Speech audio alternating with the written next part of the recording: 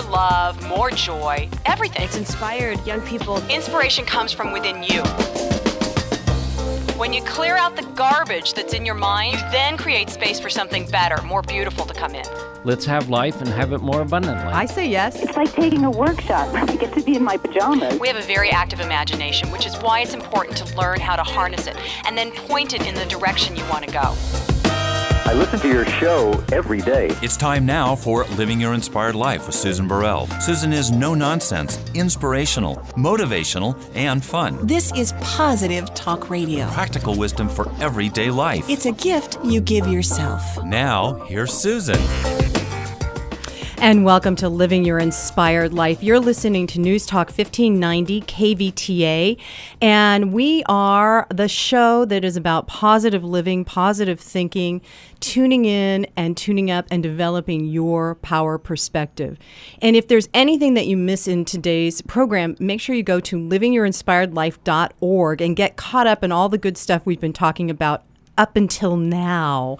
There's also, I'm really excited about this, so I just want to let you all know, we now have a donations page. And that is a place where if you are absolutely loving what we're talking about, you can make a donation. You can do a one-time donation to Living Your Inspired Life that will help keep us on the air. Or you can subscribe and do a monthly donation, and there's a PayPal button, and we got all that stuff going on. And stay tuned, because we're also going to be developing CDs and workshops that you can go to the website and get involved with. So livingyourinspiredlife.org. So today on Living Your Inspired Life, I'm really excited to have my friend and author, Billy Shank, with me. He's written a really wonderful book called The Forgiveness Story. Hi, Billy. Hi, Susan. How you doing? I'm good. So I just want to tell everybody, because I've been reading this book, and then and we're going to talk about what the forgiveness story is, because I find it hard to. I have a story about forgiveness, but it ain't about forgiven. Do you know? Most of them aren't. Most of them aren't. So what I found when I was reading this book, it's like a really yummy candy bar, because it's got stuff to chew on and go through, and then there's like this really wonderful sweetness that happens as you're going through the process, and that's just, that image kept coming up for me, that it's just like a great candy bar. So I invite everybody to hang in there as we go through the forgiveness story. Now, Billy, what's your website so people can get the book? It's www.theforgivenessstory.com. Forgivenessstory.com. And this book originated out of a workshop you started, yes? Yeah, I was doing something with youth, and I've been an author for a long time, and I figured we could get something going by using the who, what, when, where, why paradigm. And so what we did is we created a protagonist, we created an antagonist, we created a conflict and a climactic moment. And the only resolution, and they had a lot of fun coming up with stuff. I bet they did. Kids would come up with all kinds of crazy things. But the resolution, there was only one rule. It had to work out for everybody. Ooh. Oh. And that was a challenge for them. But they came up with it. Okay, I got to say that's a challenge for me too, in my stuff that I got going on, because I grew up in the John Wayne era, where there's always a bad guy and a good guy. And the good guy, John Wayne, always wins. Always gets the girl, always, takes over the town in a good way, and, gets rid of the bad guy or defends the fort until the end. And so there isn't really where it works out for everybody. And this is more like a Stephen King novel where everybody doesn't die; they all win. Oh my God! Those are two different analogies. Yeah. Okay. So let's talk about this idea of forgiveness first, because I think a lot of people may think that forgiveness is something that you have to do in order to be a better person. Forgiveness to me is really just the releasing of resentment. That's all it is. And we talk about it a lot, and people say they want to forgive, but I find it really rare that people actually have created whatever that issue is that's been eating at them for a long time, where it's a non-issue anymore. usually there's still something attached when they talk about it. And So like residual resentment. Yeah, and if there's anything like that, so many people think like somebody's got to pay for something. Somebody's got to go to prison. Somebody's got to at least acknowledge it. Somebody's got to make it right. And that's justice, and that's not forgiveness. Because now if I need you to do something to make me feel okay, then I don't have any power in that, and you've still got all the power, and that's not releasing any resentment. That's just trying to get you to do something I want you to do. And I don't see anything wrong with that. What's wrong with that? Please tell me. Because they want me to do something they want me to do. It never works out. I don't see anything wrong with that. Do you know? Until I want you to do something you don't want to do. Okay, you can't make me do it. I know. You can't. Okay, so I forgive you. Thank you. Oh, I feel so much better. All right. So this idea of forgiveness is wrapped around, or resentment is wrapped around forgiveness. Always. And so you've got to break those bonds of resentment that are holding you in that place of, it feels like shackles to me. Yeah, and there's an analogy I love. It's resentment's like me eating poison hoping you die. Oh. That never works. Yeah. I haven't seen it work yet. No. But we've got a lot wrapped up in our resentments. Well, there's a lot of righteousness about it. I feel very righteous about what I'm resenting or holding. Exactly. I mean, it's a blame issue. And if I'm blaming you for something, well, at least it's not me. It's you, not me. And so now I can, rather than working on myself, because if I'm going to forgive and get rid of resentment, that's an inside job. I have to do it. But if I can blame you, now I've externalized it, and I can just keep looking at you and how horrible you are, and I can justify myself. But I'm still, poison is just still being churned up inside me, and I'm not really getting anywhere. You know what? I love that you said it that way, because that seems to be, in my experience with clients that I work with, and then in myself too, it's hard to take the self-responsibility piece of the relationship, if you will, because oftentimes if there's an issue, it's because there's two people participating with it, right? Otherwise, if I'm just sitting by myself, then why am I going to need to forgive or resent anything? Exactly. But if I'm interacting, it's something that's in your, it doesn't have to be in your face, but at some time it made a real impact on you. It depends on how old you were, where you were at the time, your mind frame, all kinds of stuff, because some little thing that means nothing to anybody else could be the hugest thing, and it could be affecting your whole life. And some other person would have something horrible happen, and they are able to let it go, and it doesn't ride with them for years and years and years. And it doesn't really matter how big it is. It's just a matter of whether it's like a thorn getting stuck in your finger. It just keeps eating at you, and if you don't get it, it's going to get infected. And if you still don't get it, you could lose your finger. Right. Over some stupid little thing. And the sooner you get rid of it, the better. But it eventually, you don't have to, but it really helps if you do. Right. Yeah. No, I totally get that. So let's talk about, because I just love the way you write this book, because I felt like you were sitting in my living room, we were just kicking back, having a conversation. Oh, good. The way, it totally was like that. I just loved it.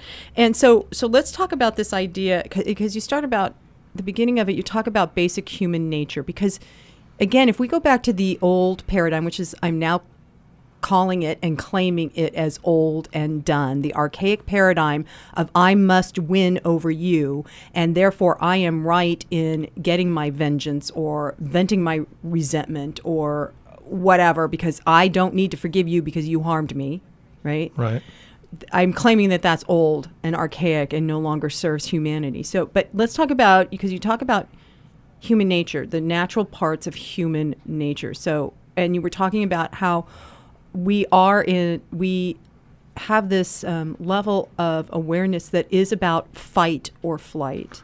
Well, yeah, normally, that's the basic kind of reptilian brain going on here, and that's, a lot of people call that ego, but I think the ego is much more than that. Mm-hmm. But the bottom line is that's the thing we want to, it keeps us alive. It keeps the body alive.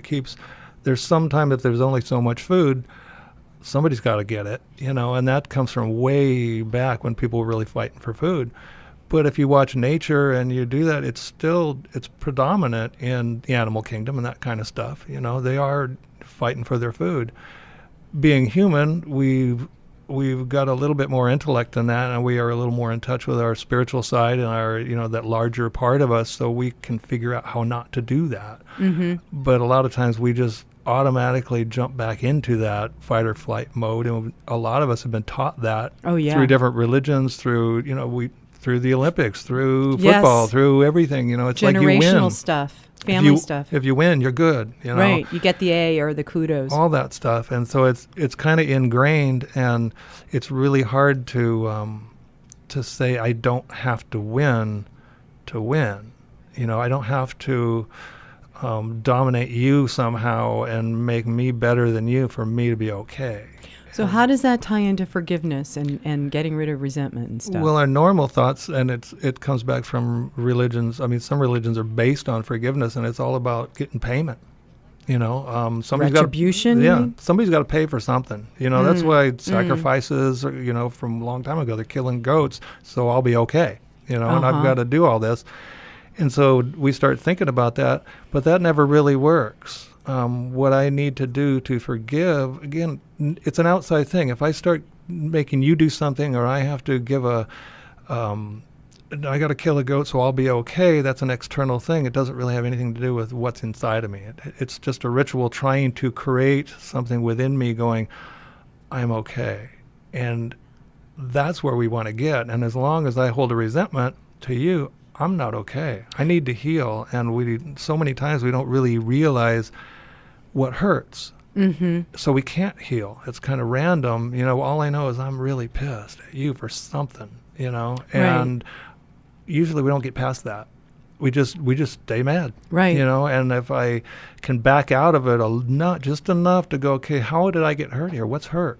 It gets pretty simple if you can back out of it, but we're so personalized in it, it's really hard to back out of some things. Well, and for me, when I've been hurt or I feel like I've been harmed, you know what I mean, emotionally or mentally, I run the story.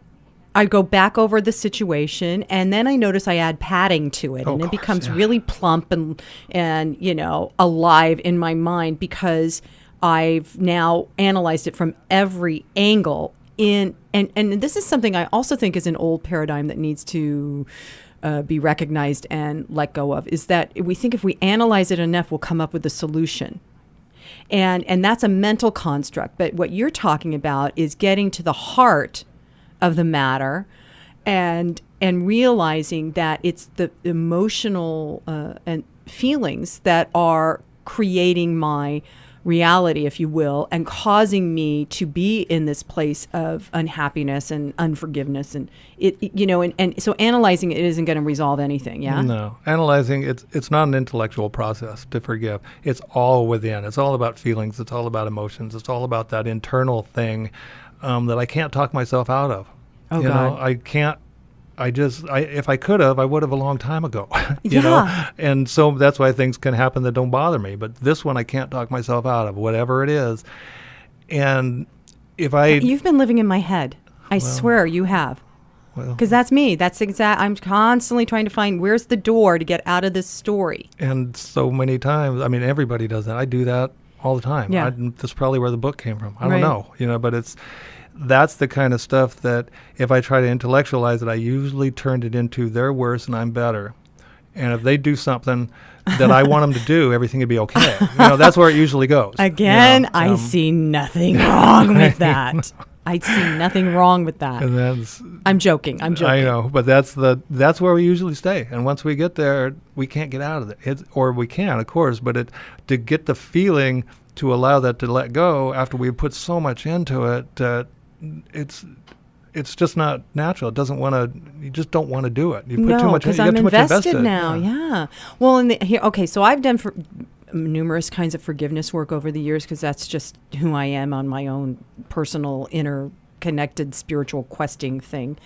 And whenever I hear the F word, forgiveness, I immediately want to back off. I'm like, okay, no, see, I'll talk about happy stuff, but the forgiveness thing, that means I got to sit down and do something.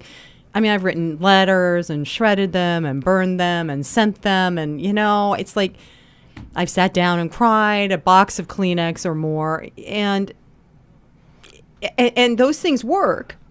But your idea here about the forgiveness story is about rewriting the story, yes? Yeah, because I came out, well, I can't say I came up with this. It kind of came up with me. It wrote itself. Yeah. But it's, I'm the same way. I mean, I hear a lot about forgiveness all over. I don't see a lot of techniques to actually have it happen. Right. People talk about it, and you can talk till you're blue in the face, and it's not going to do you any good because now it's still intellectual. You're not getting to the visceral side of it. You're not getting it.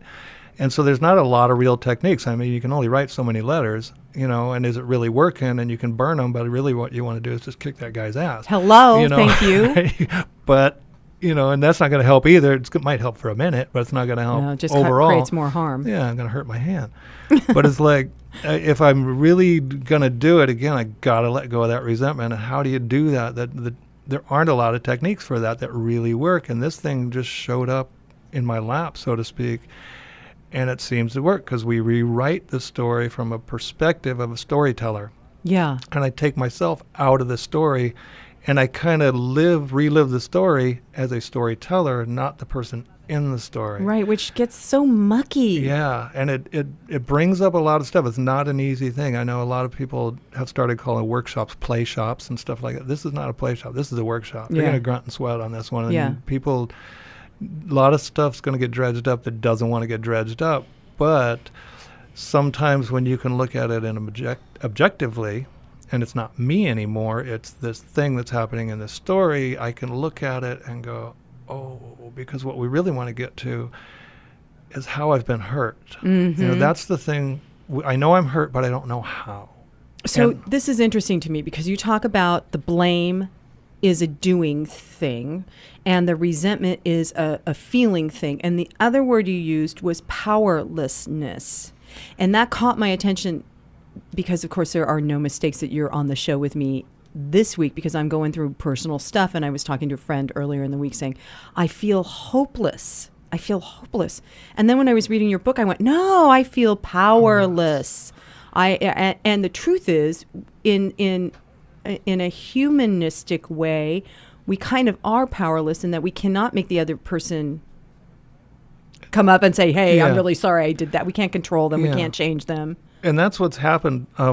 Even if they do sometimes, it's still not going to change anything because something's been hurt. I liken it to I stepped off a curb and I tweaked my ankle. And I could have hurt a ligament, a tendon, a bone, a nerve, anything. But I don't really know what it is. All I know is it starts swelling up and I can't walk. Well, I don't go back and kick the curb. Maybe once, but I learned pretty quick that doesn't work. What I have to do is find out what got hurt. And the same thing with forgiveness. Until I know what that is, it's really hard to heal it because it will generally break down. And to me, it always does. What I would call a divine quality, a God quality, whatever you want to call it, but it's that kind of innate quality that we are that lives through us. So what are some of those qualities really quick? The ones that really come out are worthiness, a sense of feeling worth, love, or being lovable, and security. It basically, if you step back and look at it, that sense of being worthwhile, being loved, or being secure is at the root of all of this. I'm feeling one of those is broken away. You've taken that from me. If you run an airplane into the World Trade Center, well, my sense of security is really screwed up, if you kill my brother, where's the love and even a sense worth of being able to maybe do something about it? I mean, so many things are that, but that's the root. And so I'm blaming you for my sense of powerlessness. I don't, for whatever this reason was, whatever this thing was, made me feel disconnected from this quality of being worthy or being lovable or being secure. So I don't feel that. I'm blaming you for it. And that's where the powerlessness comes in, because now you have to change for me to get power back. And that can't work because you may not even know it. Right. That you did anything wrong to the person. You may not know anything, but I'm still needing you to do something so I can get my power back. And I can feel better. And that never works. I got to get it myself. And so that's why point. You say forgiveness is an inside job. Yeah, I need to come back to that space where I know I am lovable. The power that creates worlds is my security, because that's what's coming through me that lives as me. Okay, it doesn't get any better than that. Right. I need to somehow come back to that realization, and then it becomes what forgiveness really is. You forgive by finding there's nothing to forgive. Because now there's no issue anymore because my power's back. I do feel worthwhile. I do feel love. I do feel secure. It's like if you killed my brother and I hate you for it, but I turn around, my brother's standing next to me. What do I need to hate you anymore for? Because he's still there.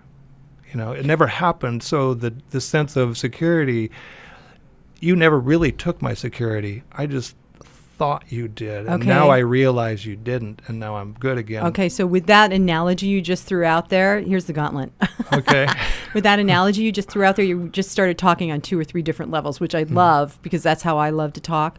And let's break it down for the listeners that there is, so in the idea of the loss of your brother, say, there, when you say he's standing right next to you, now how is that possible if he got killed? If I had a great teacher once, and they say, if you're having trouble with anything, just break it down to principle. Okay, just get it down to the principle. Okay, and the principle in this is there is only one life. There is only one energy that creates all of us. We're not separate from anything. There is being here in a physical body is just an expression of what we're doing. It's not all of us. It's a very small part of who I am is this body. If I truly believe that, even if you're not here in your body, you're still plenty here.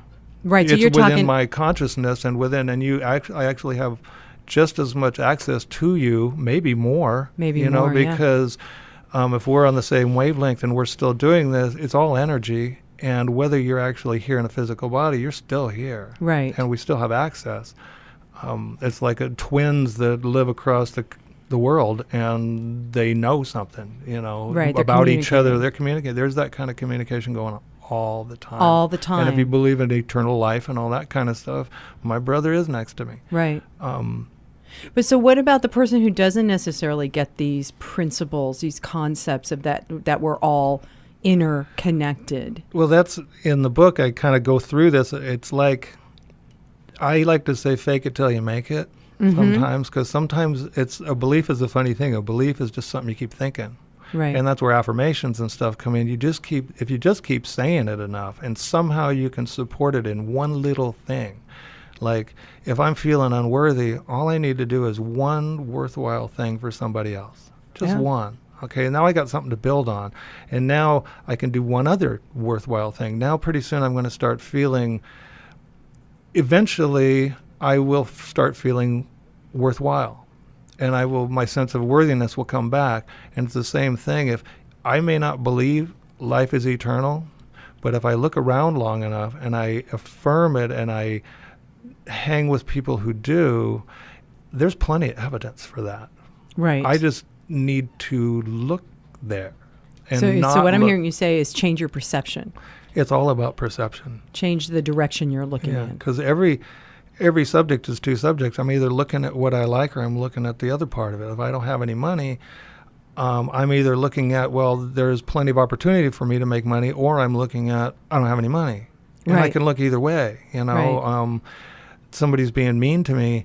What I really want is for cordial relationships and happy and fun times, but I can keep looking at that guy who's being rude, and my energy is still about being rude, rather than looking at, what I really want out of this thing is I want loving, cordial, great relationships. So now that energy is the law of attraction and all that kind of stuff, the universe will just bring that to me. And it's really, which way am I looking? Right, and then bring more. It will just keep coming. Multiplying. And the evidence will show itself. What you believe in and what you keep affirming for real, not just saying it, but what you really believe, the evidence will come. And that's the best thing you can say is just try it. So that's part of the experience of practicing forgiveness too. Is then you shift that perception. Right, because once I've identified where I'm hurt, like I'm feeling insecure. Just say I was getting beat up in grade school. you know, Right. and that kid, you know, it affected me forever, and I'm always kind of feeling like somebody's going to get me and all that. Well, once I've identified, now I'm feeling insecure about something, you know, and I've got a sense of self-worth thing because I wasn't able to do anything about it, you know, and then probably nobody loves me either because, you know, look, why didn't they, you know, and so what I'm doing is I'm thinking about, I'm drawing more evidence of that to me, you know, Yeah. and so I'm seeing it, but now that I see that that's what it is, if I affirm the truth, what I would call, I tell the truth to the lie, you know, that's a lie, that I'm not worthy, that that I'm not lovable. Those are lies. If I tell the truth that I am worthy, and again, the power that creates worlds has got my back, I'm as secure as it gets, and it created me not just to have fun with me, but I'm necessary to its own expression. That's huge. That I'm is being huge. loved and worthy, and if I can just get my energy thinking that, I just keep thinking that, this kid that was beating me up in 6th grade goes away.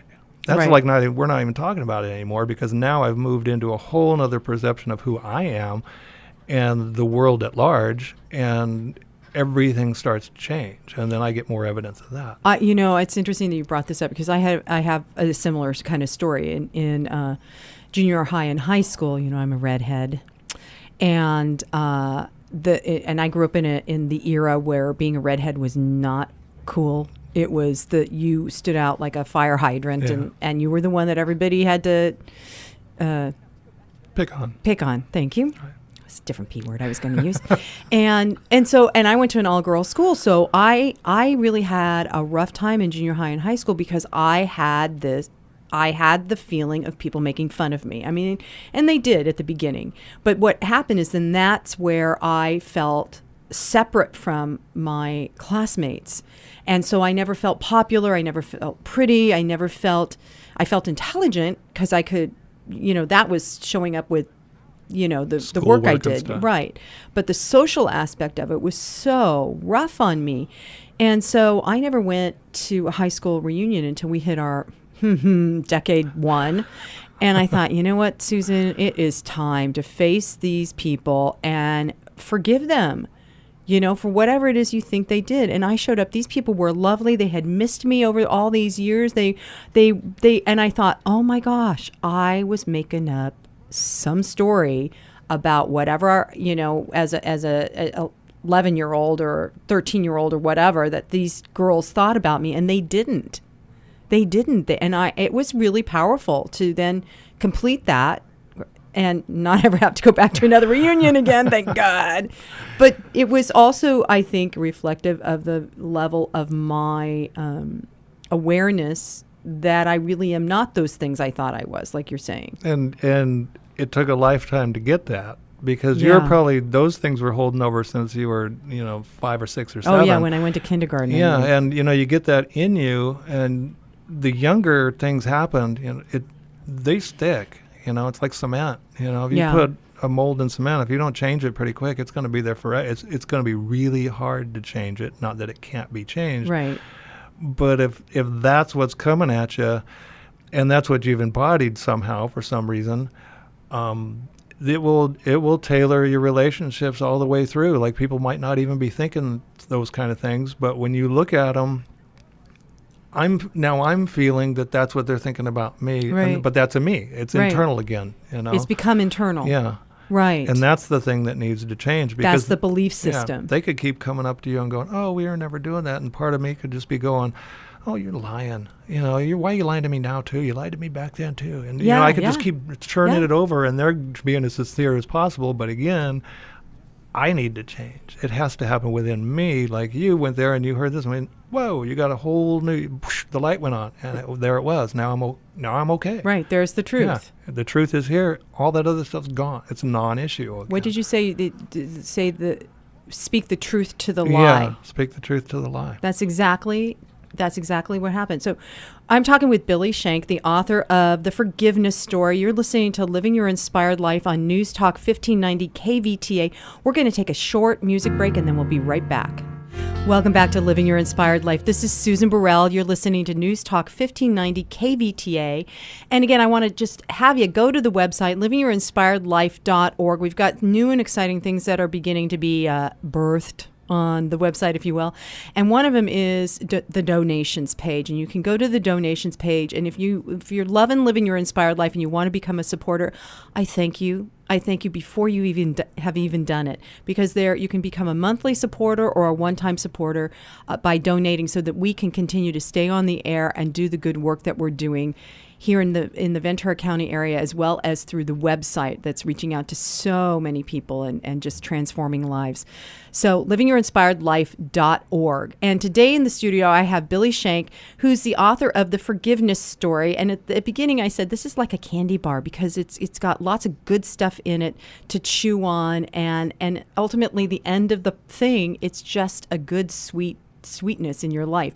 So Billy, we've been talking about forgiveness and resentment and how they're tied together, but let's talk about how you write the forgiveness story, because one of the things you said is in writing the story, it backs you out of it emotionally. Explain what that means. Yeah, that's the whole point. And I love your analogy. I've never heard that before, the candy bar thing, but that's good. That's good. The thing that happens with us is we get so involved in our story, we can't get out of it. And so with this, the whole idea of this, it started as a workshop, and what you do, I'm going to create a protagonist. You know, it's the who, what, when, where, why of forgiveness. Well, the who is me, but I'm not going to be me. It's going to be it's like a movie that's loosely based on a true story. Oh. It's kind of like that. What I'm going to do is I'm going to say, if it's me, my name's Billy. Well, I'm not going to use Billy, and I can't really use Willie because that's a little too close. John or something, or I might even change the gender. You know, in things where, like if there's been abuse or something like that, sometimes the only way to get out of it is to change the gender. And my protagonist, my hero, is now a girl, you know, and we create a character, and it's an age, you know, and so you kind of get whatever age works. You know, if it was an abuse type issue, or, you know, we're getting beat up in grade school, you can keep the age at the real age. If you got your heart broken in college, it doesn't have to be when you were 24. It could be when you were 14 or 45. Doesn't you know? What matters is that you've got this character that can relate to whatever issue you're going to have. But it's enough to where you can look at it as a character. It's not me. It's a character. Okay, so when you're changing the name and possibly the age and the gender, do you have the character have qualities that are like you, so that there's some relatability, or do you make it completely somebody like your fantasy person you always wanted to be? What you do is you've already got your conflict in mind, because that's your forgiveness that you issue. want to resolve. Yeah, that's the thing I'm working on. So you build it around that. You know, it's like if the coach cut me from the football team when I was in high school, well, I could turn it into, I'm a girl on an AYSO soccer team and the coach didn't play me or something like that, and now I'm 12. You know, it's sort of the same. Again, loosely based, but not totally the same. Enough to where I can now look at this person as another person, as a character, and not myself. Not myself. The issue's close enough, but it's not it. Okay. And the same thing with and now we create an antagonist, which is the bad guy. Which is, if my dad beat me up every day before I went to school, if I've turned it around and I'm a girl, well, it could be mom, or it could be dad, or it could be an uncle, or it could be something, again, loosely based. If it was a kid that was, as a guy, it's always one of those beat me up things. You know, if it's a girl, it's somebody, they were making fun of me. Or if it's really bad and some gangbanger killed my brother, I have to kind of keep it sort of the same. Again, it's sort of the same, but again, the age can change. The name definitely has to change. The relationship can change, you know, from dad to uncle. You know, if you were abused, it doesn't have to be mom. It could be, you know, a neighbor. But that's now, you've backed out of it enough. So now when I think about this story, I'm not thinking about dad, you know, because now I'm getting these triggers and I'm starting to get a little itchy when I think about it. No, now it's the teacher or somebody like that, or it's somebody else. So now I've got a character that I'm working with, again, loosely based on the issue. So you don't give them qualities of this? Because that's kind of what you would do, and again, whatever's pertinent. Like they're intelligent, and or do you say, you know, this person was an intelligent college graduate, or this person worked, if it matters, because there's an example in the book, and again, it's a girl, she plays soccer, And she's pretty fast. She's not the most skilled in the world, but she's got lots of friends, and she loves what she's doing and all this kind of stuff. Okay, so that's kind of, you get a feel of who she is. And then the antagonist is her mother, who's the coach. And her mother is, really into it because she used to play in college, and she's more into it than the girls are. And so this girl knows that her mother is a little disappointed in her when she plays because she's not as good as she was, you know, and the mom's she's type A and she's a little way into it. So those are the kind of qualities, because they're going to matter later when in the the story. conflict comes, because the conflict is she didn't get picked for the all-star team because her mom had issues or something, and so now it's like we've built this story around this soccer girl playing soccer. Her mom's the coach. Her mom did something she didn't like that hurt her. Okay, and that's the conflict, and that's where it really comes down. And so you kind of build knowing where you're going with it, like a story that you know where the conflict is, because every story has a conflict. You build your characters to support the conflict. Okay, so now we've got a protagonist and an antagonist. And the conflict is mom did something to hurt the girl. Yeah. That's the conflict. Whatever your issue is. Where there's resentment and blame and no forgiveness. The reason you're doing this thing is that's the reason, whatever that is. And it could be it could be anything from large or small. Somebody killed my son, or ran an airplane into a building, or slighted me in junior high, or whatever. It's the one thing it's the thorn. It's the little thing in my finger I can't get rid of, whatever that is. And you got to kind of play that pretty close to what it really is, because if it's abuse, if it was sexual abuse, you could turn it into physical abuse if you need to, but you got to stay kind of close, because this is where the next part of it, the climactic moment, which is the all is lost moment, that's where things always look the worst, but where all the work is done in a story. Yeah. Wait, I guess I was having Disneyland thoughts of happy, and this was all going to go happy. That's in but the resolution. Right. You're right, because even in a Disney story, there's that. They killed Bambi's mom. I know. And Old Yeller and all that. Disney was Yeller. wrong. Right. Okay, so this is what is it? Climactic? The climactic moment. And that's where all is lost. Yeah. And this is where I call this the why of the story. We've created, the basic thing. We've got an antagonist, protagonist, and a conflict. That's pretty basic. Mm-hmm. That's the who and the what. Yeah, who, what, why. And now the we're who on and the why. What. Yeah, well, now we're on why. And the why breaks down into two things, and this is where the meat of this whole process comes in. The first why is, why did they do it? Okay, why did the antagonist do what they did?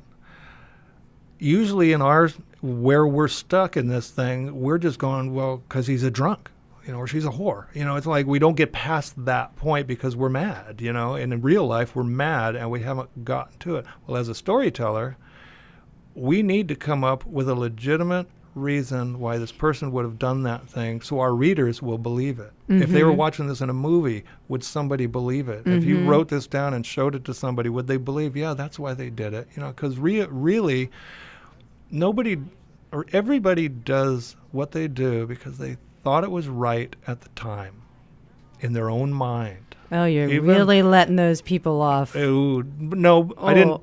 Even people... I get it. You get it. But I don't like it. Yeah, and that's what, but see, this is the part where if you work through this, all of a sudden your perception, because you're forced into coming up with a legitimate reason why they do it, not just because they're an idiot. Because you're writing the character story, the character line of the antagonist. Right. And so now you've backed, it's not your personal story anymore, it is a story that you could show to somebody else and they could read and they would believe it. And so that really makes people think, and think places they don't want to think. Because if something really bad's happened, how could they do that? And we get to that spot. How could they possibly do that? Well, Hitler did stuff for a reason. Everybody who does something does it. They thought it was right in their mind. We may think they're crazy, but in their mind, it was justified at the time. And so as a writer, Stephen King isn't a serial killer, but he writes about him all the time. And these people, the best books you read, the bad guy is a legitimate person. It's not just black and white anymore. Those days are gone with John Wayne and all that stuff. I mean, you can't even believe a bad character in movies anymore if he doesn't have some redeeming quality. Something's going on there that makes him do it. So we have to get to that part, and this can be a real challenge for people. That's interesting because it does cause, as you're describing this, and I'm thinking of stuff going on in my life, it does cause me to look at it, like we were talking about earlier, to look at it from a different perspective, not the same way, so that I can find out what some of the other reasonings were. Although, I got to tell you, sometimes when I'm in that unforgiveness and resentment place, they do look insane to me over there. That's why we need to back out of this thing. That's the whole point of this process, is to back out of it into that observer, into that storyteller mode. I have to get myself there. If I can't get myself there, I got to step back. I got to go do something, or I got to get away from it a little bit so I can now approach it as a story. Because that's where the real processing is going to come from. Because the next part is the really tough part. Wait, this wasn't the tough part? No. Oh. We're just getting started. Okay. Because the next part, the second part of the why, is why do I need to forgive them? Why do I need to forgive them? Okay, I'm breathing. Why?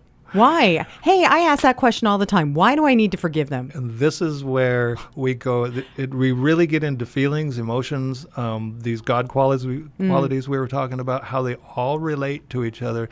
I need to forgive this person because they hurt me somehow.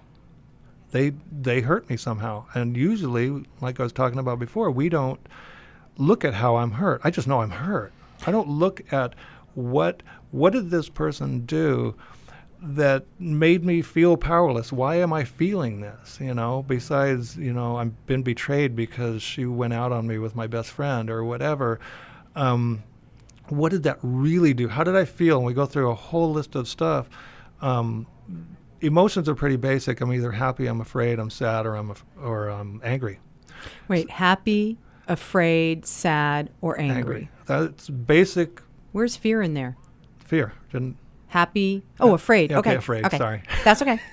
But all the emotions we feel can be attributed to one of those four things. And we'll just throw out happy right off the bat, because if somebody made me happy, I don't need to forgive them. Oh, yeah, usually. that's true. And so what we do is we look at our characters, and so why does this person have to? Why do I need to forgive them? How did they hurt me? And so I start feeling, what are the feelings I'm feeling around? This is when it gets really hairy. This is when you got to dig in, and where a lot of people don't want to go Don't want to go because they don't want to feel.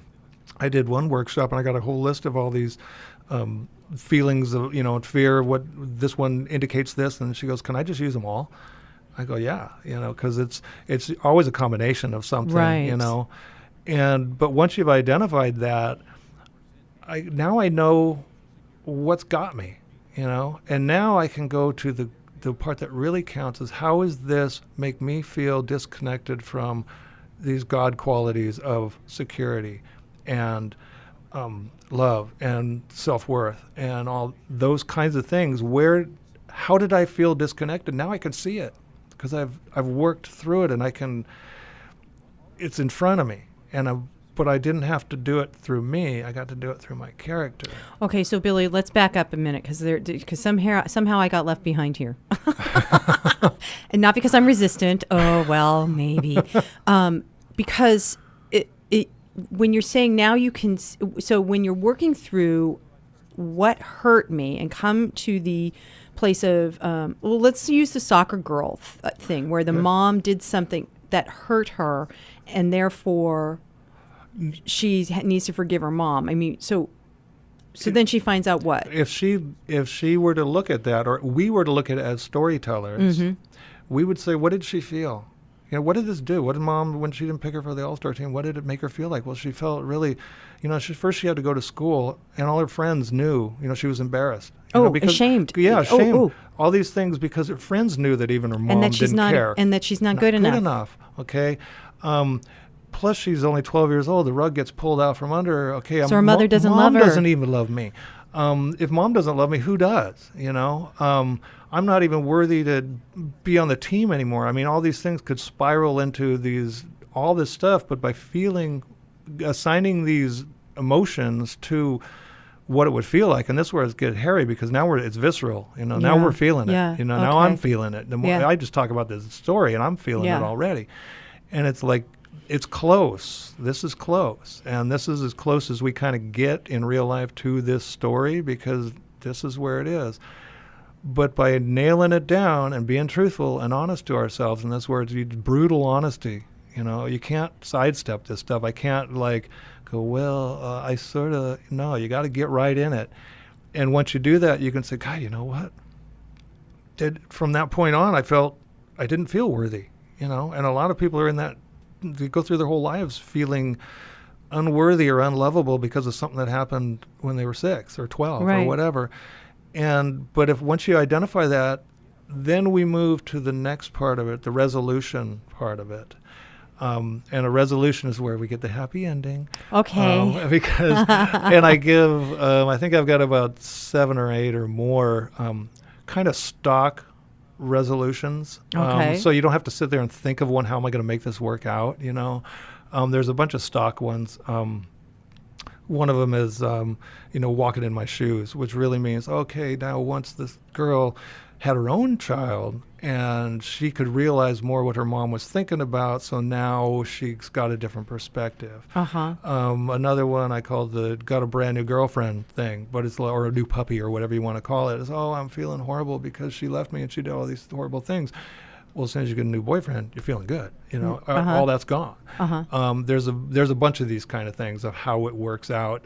Somebody dies and you realize that wasn't that big a deal, you know, and so you create your story using one of these resolutions or a combination of them. And if you get the book, you'll see how that all works out, because I did use a combination of these. Or if you're really good, you come up with something in your own head that will work. But the idea is to get this complete thing to resolve. And once you've worked through that process, you've gone through these, you know, the why do they do it, which is really tough. Why do I need to forgive them? You know, how did I get hurt, or my character? And then how did it resolve? And I just went through the whole I resolved it. And then really the real key to this, the ending, is the affirmation part, because what you do is you create an affirmation based on your story, but it works for me. Okay. And that's a personal thing where I can say, you know, if the whole thing is about self-worth and not being lovable, I could say, no, there is only one energy, there's only one life in this whole world that creates everything like that. That's expressing through me, so I am worthy. I am necessary to this thing. I am loved and lovable. And if I say that enough times, I create a neural pathway in my brain that will believe that. You know, it's like playing piano. You do it enough times, pretty soon your fingers don't think anymore. They just do it. If I keep doing that and I keep supporting it, keep affirming, and I just do that, and then I'm looking that way, things will show up to show me that. And that's where the real change will come, because I've got this change of perception through writing the story. I've created this affirmation, which is the truth. And now I don't even tell the truth to lie. I just tell the truth. The lie just dissipates. It's gone. So in the writing of the story, then the truth that you say you tell to the lie, that's the writing of the story. And then the affirmation becomes your new truth. Right. That you're affirming to create those neuro pathways that then will show up in your outer experience. Correct. So this is why you call forgiveness an inside job. Yeah, because that's the only way.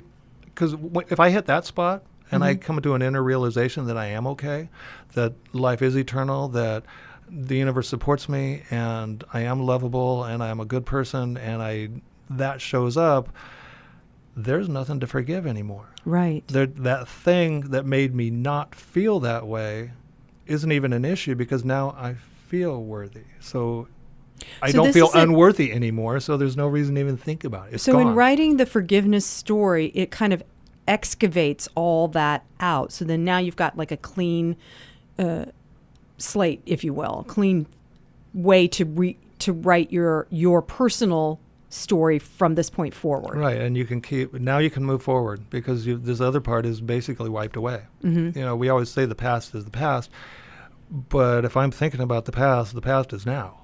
You know, I'm feeling it right now. If I'm thinking about something horrible and it's churning up fear, it's happening right now. The thing that happened in the past, if you're thinking about it, it's happening It's right happening now. right now. Yeah, that's true. And so what I want to do is get rid of that.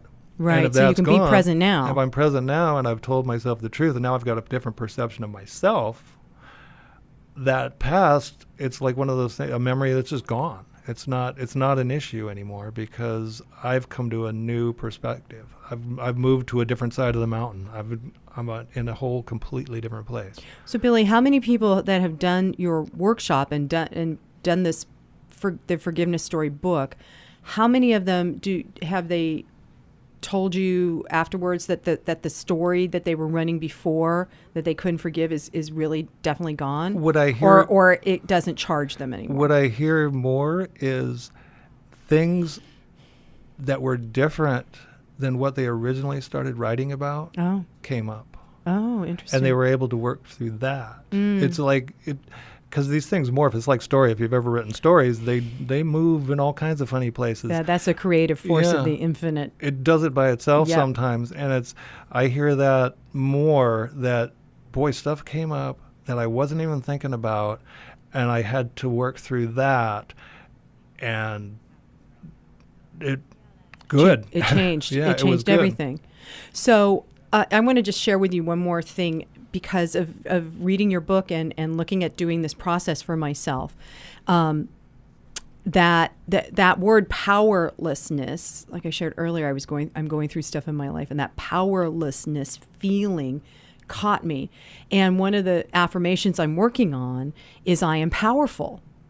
And as I was doing that work this morning and trudging along I'm hiking out in nature with one of my dogs, and I'm trudging along trying to, work this through. So this is the thing that came up as I've been affirming that I am powerful, that I am love, and all of a sudden it dawned on me that if love really is all there is, because that's the truth with a capital T, love is all there is, then that power that I'm affirming is really the power of love. And I was seeing it as two different things. Are you following Yeah. me? I was seeing that I'm powerful and I'm loving. And it was like, oh no, this is where that oneness that we were talking about earlier, that all encompassing oneness or isness is really just love. And so the forgiveness story can get us back to that place of being at one, if you will, with that inner place of love within us. Yeah. And that's because that's always there. We've just used this issue as an excuse to be separated from it. Right. We've never actually been separated from it. We've just felt that way. Once we get to the point where we realize that's truth again, it's really just realizing who we were all the time. Right. And that there was nothing really There wrong. was nothing really wrong. We just thought it's like being afraid I'm going to fall out of this chair. I could sit here all day long thinking I'm going to fall out of this chair, and I could end up falling out of it because I'm so afraid I'm going to. I could just sit here. Right. And it's not an issue because I could just sit in a chair all day long. Yeah, there's nothing wrong. It's not a big deal. So I've been talking to Billy Shank, the author of The Forgiveness Story, and the website, Billy, is theforgivenessstory.com. to get the book. And Billy's doing a series of workshops all over Southern California. So if you're listening to this and you want to have him come and do a workshop with your group, go contact him through the forgivenessstory.com website. And I also do online workshops 4 times a year. So you can go through the process online. Billy, thank you so much for joining us on Living Your Inspired Life. And again, I invite you to go to the website, livingyourinspiredlife.org. Check out our donations page. Keep us on the air by contributing. And thank you so much for talking this through with me. I personally feel very powerful and loving. Thank you so much, Billy. Thank you. And so I'm just going to end with, and so it is, namaste.